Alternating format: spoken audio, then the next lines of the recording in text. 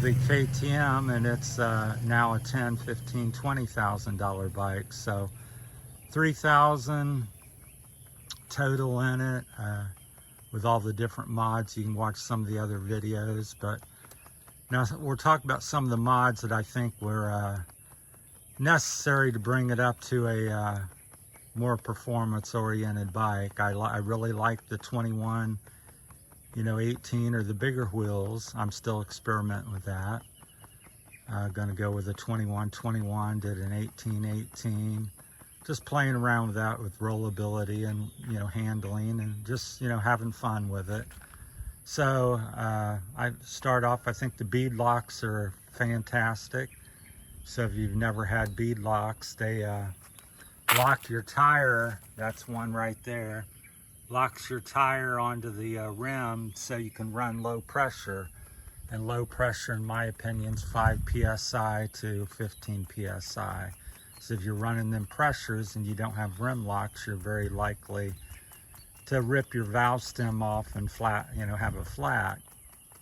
And with rim locks, if you do get a flat, you can still ride back to the vehicle or back to your home or back to town for repairs if you want, because the tire isn't going to fall off the rim, and you'll be able to still propel yourself, especially on the rear, because if you go without rim locks and you have a flat and you start to give it gas, well, it's just going to spin the rim and you're not going to be able to go, and the tire will probably jam up. So that's been a big benefit. So I got 2 rim locks on each wheel, the rear and front. If you have any questions on what my setup is, I'll go more into it. I've talked about most things. The other thing, I think the bike is oversprung, surprisingly, because most of the Japanese bikes are undersprung. I'm about 95 kilos here.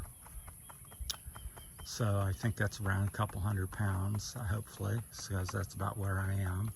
I fluctuate between 180 and 200.